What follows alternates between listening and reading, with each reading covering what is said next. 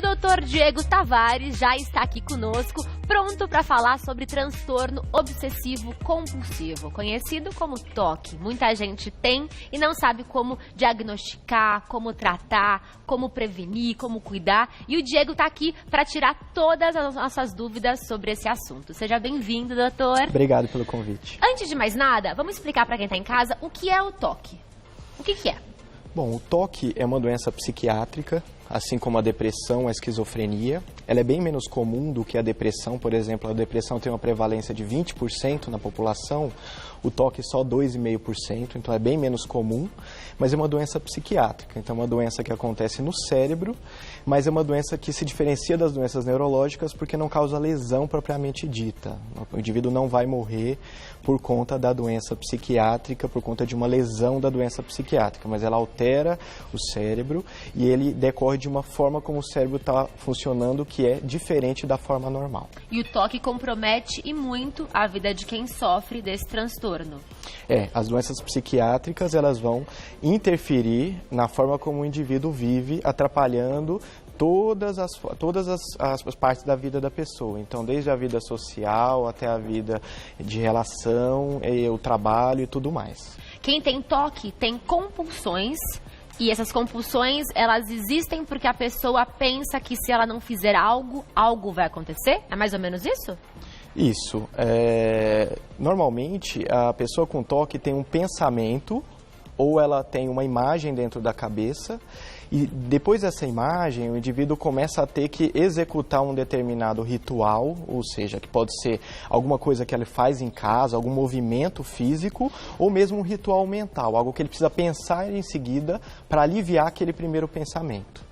E não é simplesmente uma preocupação com algo que vai acontecer, mas coisas que entram no campo mental da pessoa, no pensamento, e não saem enquanto ela não realiza esse ciclo do TOC, esse ciclo que alivia o pensamento. E é um ciclo repetitivo. A pessoa faz várias vezes a mesma coisa nesse ritual.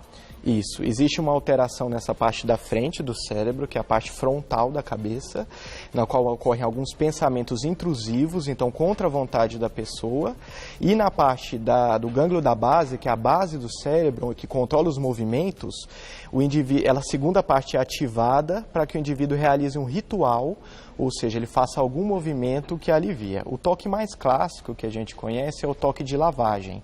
Então a pessoa tem um pensamento de que alguma parte do corpo está contaminada ou suja, e isso não é condizente com a realidade, então a mão está limpa, a parte do corpo já está corretamente lavada, mas esse pensamento na região frontal do cérebro faz com que a região da base do cérebro tenha a necessidade de executar o movimento de limpeza. Então ele tem que lavar a mão mais uma vez, e aí isso faz com que a parte da frente do cérebro se ative de novo, ele pensa de novo que está sujo, e ele tem que lavar novamente, e isso ele perde horas, e muitas vezes ele adquire até lesões de pele, alguma outra contaminação por causa do TOC. Então é bem mais grave do que o que as pessoas imaginam. E qualquer pessoa pode ter esse transtorno em qualquer idade?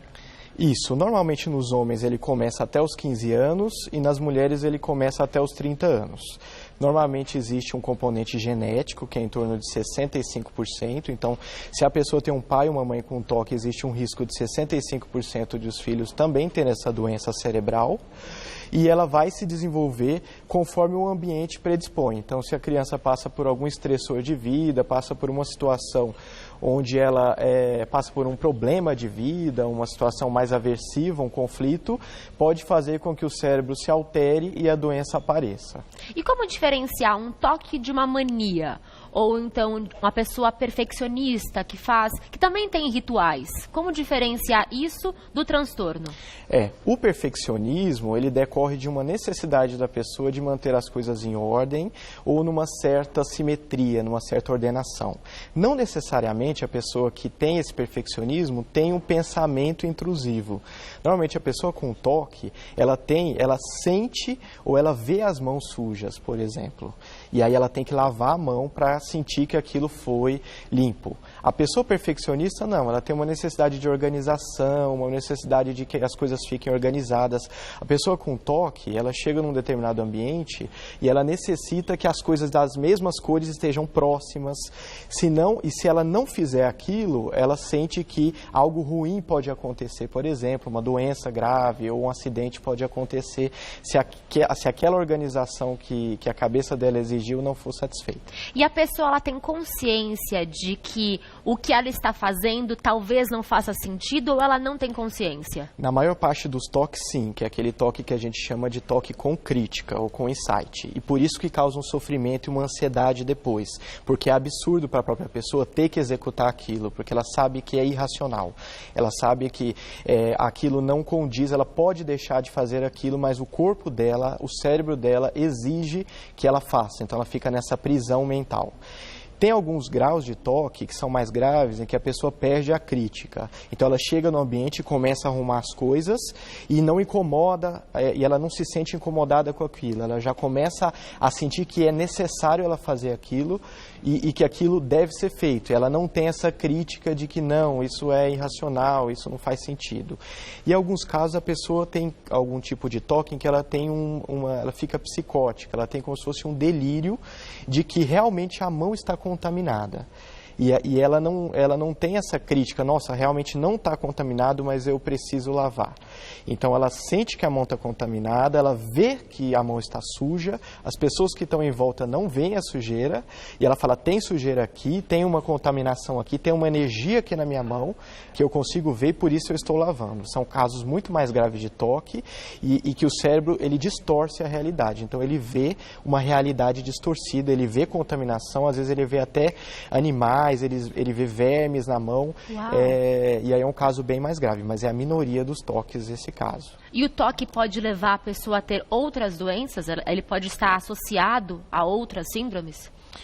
Toda doença cerebral psiquiátrica, ela aumenta a chance de haver outras doenças psiquiátricas associadas, porque se a gente imaginar que o cérebro tem alguns caminhos ali dentro, e esses caminhos eles são repetidos em algumas funções que a gente executa no nosso dia a dia, então a pessoa com o toque tem mais risco de ter depressão, tem mais risco de ter até dependência por substâncias químicas e outras doenças psiquiátricas. Nós temos um exemplo de um filme que dá para ver direitinho como o toque interfere na vida de uma pessoa. Vamos colocar as imagens e a gente conversa mostrando para vocês. Então aqui, ó, o personagem principal ali, ó, ele não quer relar em ninguém, né?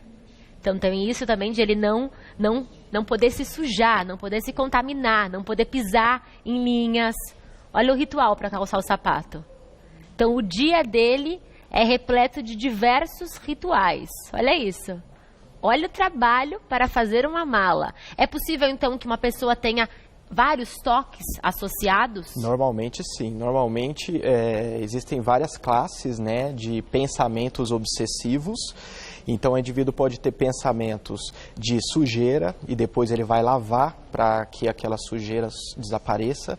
Ele pode ter imagens mentais de dúvida. Então, será que eu lavei? Será que eu fechei a porta? Será que eu entrei em casa? Eu me lembro até de um paciente que toda vez que ele entrava no carro e ele dava ré, ele tinha a sensação, será que eu posso ter atropelado alguém sem ter percebido? Então, ele tinha que sair do carro, olhar embaixo do carro para verificar se ele não tinha, que poderia ter uma pessoa ali atropelada. Isso não era uma vez. Então ele entrava e aí ele tinha a dúvida novamente e ele tinha que descer do carro novamente e nisso ele ficava 4, 5, 6 minutos fazendo a mesma coisa, entrando e saindo do carro várias vezes. Nesse mesmo filme, o personagem, ele abre a porta 3 vezes, ele fecha a porta 3 vezes, ele tranca a porta 3 vezes. Então, a repetição numérica também existe, né? Isso. Comer três coisas, 3 salgadinhos, 3 bolachas, isso existe também no toque. Isso. E a maioria dos toques não são necessariamente com rituais observáveis, ou seja, a gente vê a pessoa igual o filme, né? A pessoa fazendo coisas, arrumando aqui na ordem certa, mas o toque mais grave, o que é o mais comum, a pessoa tem pensamentos dentro da cabeça que só ela sabe que ela está pensando e que incomodam e que ela precisa pensar uma outra coisa para aliviar aquele primeiro pensamento. Então, por exemplo, ela pensa que ela pode chegar aqui e te empurrar e você ficar ofendida por conta desse empurrão. Então, para ela pensa, eu não quero fazer isso, eu não quero fazer isso. Então, ela pensa numa imagem de uma floresta ou de um mar calmo para aliviar aquele pensamento negativo. Aí vem de novo o pensamento de ela agredindo você.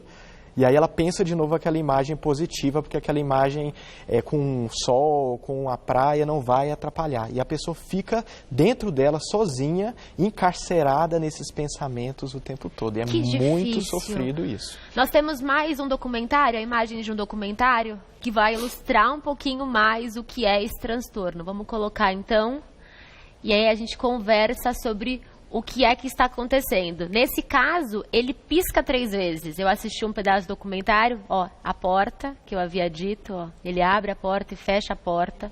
Então, ele provavelmente tem consciência de que isso não faz sentido, mas ele não consegue deixar de fazer. Ele não consegue deixar de fazer. A pessoa que tem o perfeccionismo, ela quer fazer, ela quer organizar, ela quer deixar as coisas todas organizadas, ela quer deixar a roupa alinhada, ela quer deixar o cabelo repartido. A pessoa que tem toque, ela está escravizada nessa necessidade de executar esses rituais. Então, é bem diferente de uma pessoa que é perfeccionista ou organizada. No caso desse rapaz que nós estamos vendo imagens, ele relata que ele está sempre atrasado para chegar no emprego, porque ele tem que executar tudo isso que nós estamos vendo, além de limpar todos os cantos da casa dele. E se ele encontrar alguma sujeirinha, ele vai ficar lá esfregando até que isso suma. E aí ele não consegue ir trabalhar enquanto isso não foi sanado. Isso. Esse tipo de toque em que a pessoa tem que fazer rituais dentro de casa não é tão comum, tá? Os toques mais comuns são toques mais leves até, então que a pessoa até consegue sair de casa, que a pessoa até consegue trabalhar, mas só ela sabe, né? O toque tem esse caráter secreto até, porque é vergonhoso para a pessoa contar para os outros, porque os outros falam, mas é só você parar de pensar sobre isso, para de pensar, para de imaginar, tira esse pensamento da cabeça. O cérebro não tira o pensamento. E muitas vezes são imagens mentais. Então a pessoa pensa, ou por exemplo, pensamentos. E se eu estiver contaminado com HIV por eu ter tocado em uma pessoa esquisita no metrô?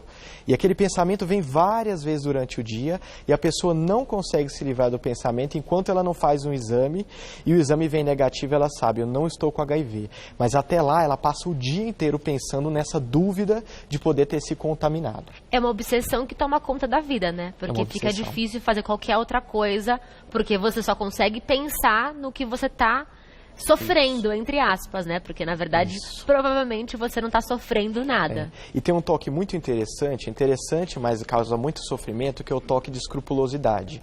Então, a pessoa, ela entra aqui, ela vira e te cumprimenta de um jeito, dá um beijo de um jeito e depois fala tchau para você. E a pessoa que tem esse toque de escrupulosidade, ela fica na dúvida, será que ela não pode ter percebido que eu peguei alguma parte do corpo dela na hora que eu fui dar um abraço e, sem querer, ela sentiu que eu apertei de uma forma esquisita, e a pessoa fica o dia inteiro pensando sobre isso e refazendo na cabeça todo aquele, como é que ela entrou aqui, como é que ela te abraçou. Às vezes ela vai ver a filmagem de novo para prestar atenção, porque ela fica na dúvida, mas nossa, ali pode ser que ela tenha percebido que eu peguei sem querer, mas eu não queria de forma nenhuma fazer isso, e é muito ruim, causa muito sofrimento. Eu imagino. E como é possível diagnosticar alguém que tem toque? Bom, o toque, como todas as outras doenças psiquiátricas, a primeira parte do diagnóstico é a síndrome, então isso que a gente observou. Então a pessoa que tem as obsessões e compulsões que aliviam as obsessões, mas esse é um diagnóstico sindrômico, que é clínico, é o que a gente observa no comportamento. Existem neoplasias do sistema nervoso central, ou seja, cânceres dentro da cabeça que podem fazer a pessoa desenvolver toque. Então, a segunda etapa do diagnóstico é fazer uma consulta clínica com alguns exames que afastam outras doenças graves.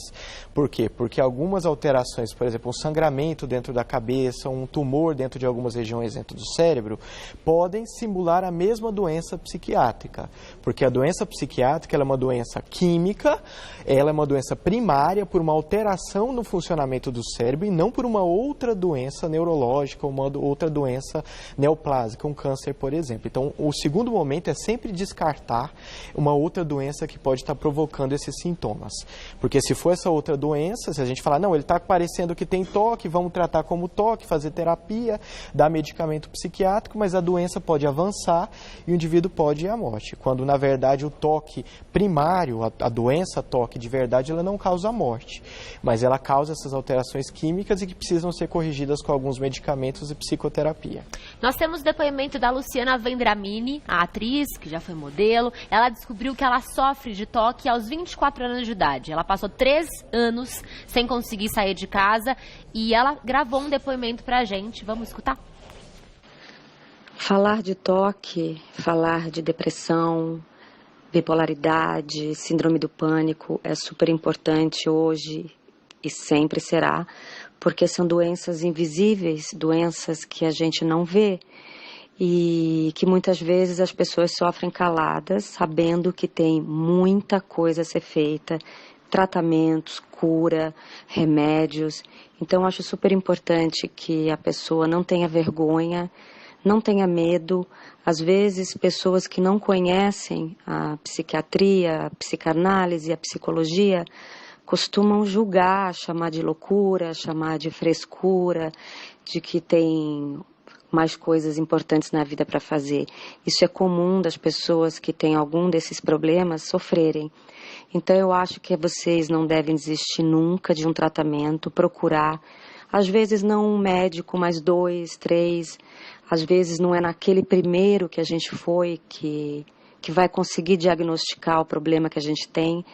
Mas falando de toque, que é uma doença que começa calmamente, com algumas manias, e vai aumentando bastante, ela precisa ser tratada, ela tem cura, ela tem tratamento, e eu estou aqui de prova para falar, e quero que vocês todos nunca desistam das nossas doenças invisíveis, que hoje é o mal do mundo. Muito obrigada pelo depoimento. Ela teve coragem de se expor, mas muitas pessoas que sofrem de toque, como ela mesma diz, têm vergonha, né? Não conseguem buscar ajuda porque não querem aceitar que sofrem disso. Isso é comum? Isso é comum. E a doença psiquiátrica, diferentemente das alterações psicológicas, elas muitas vezes não dependem da vontade da pessoa.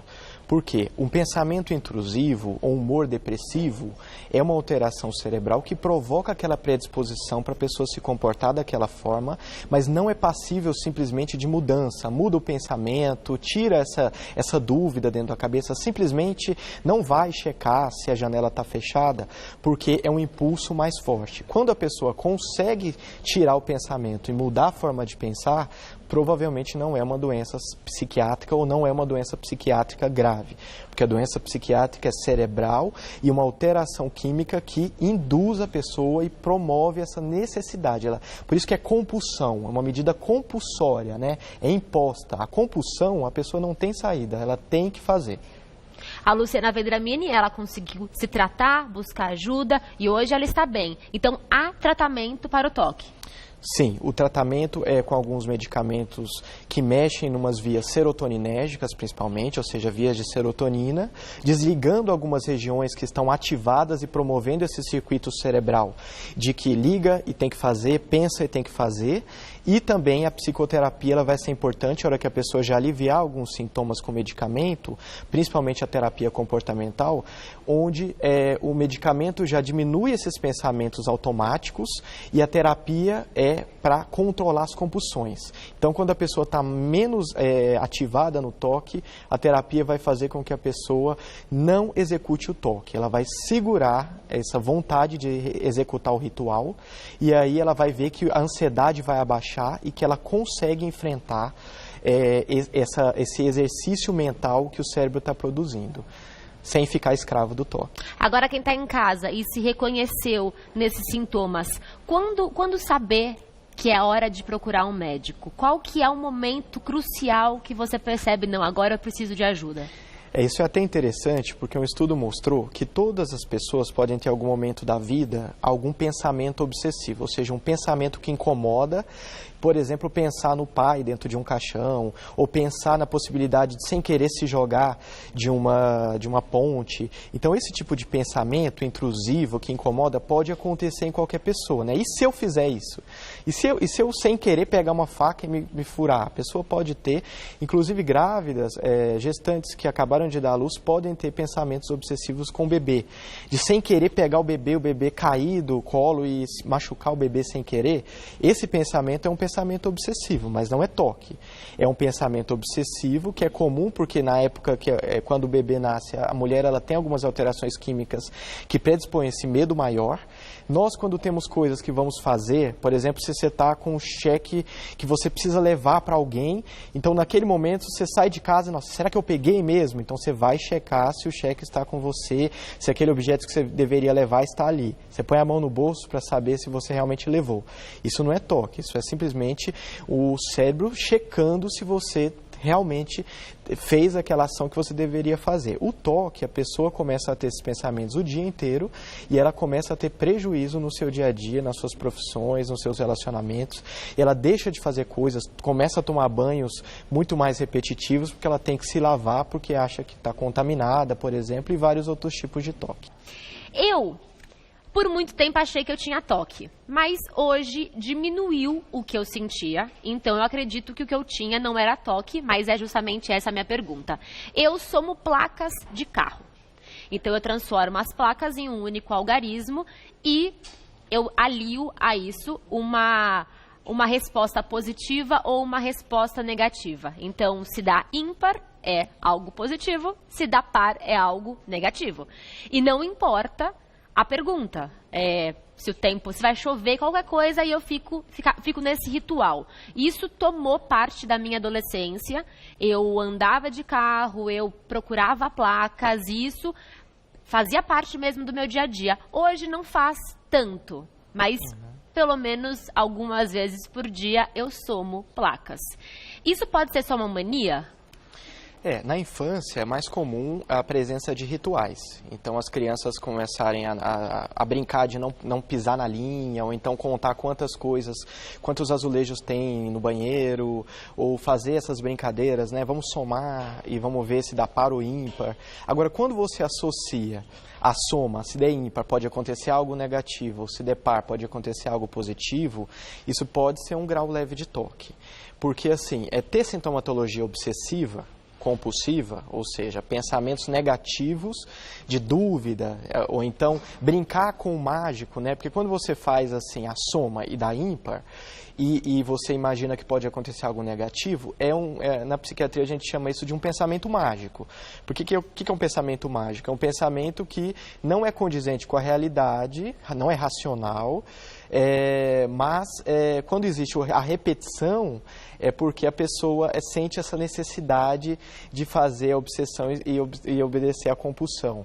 Então, assim como existe aquela coisa na infância de se andar para trás, a mãe pode morrer, ou então o sapato virado. Morte. Então, são todos tipos de pensamentos mágicos que são comuns na infância, mas o toque, existe um circuito cerebral que esse pensamento ele se torna patológico, repetitivo, e ele escraviza a pessoa no ritual subsequente. Mas o toque tem graus de toque, então pode ser leve, pode ser mais grave? Sim, tem graus, existe o leve, mais moderado e o grave. Normalmente o grave, a pessoa ela passa mais de 1 hora por dia executando os rituais, e o leve ele pode acontecer um dia ou outro.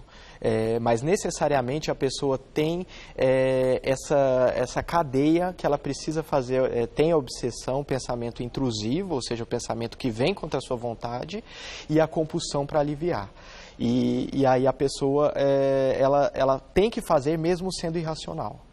Então, se um dia ou outro você se pega fazendo isso, você tenta bloquear e não consegue bloquear, se não consegue fazer, pode ser um grau leve de toque, sim. Olha lá.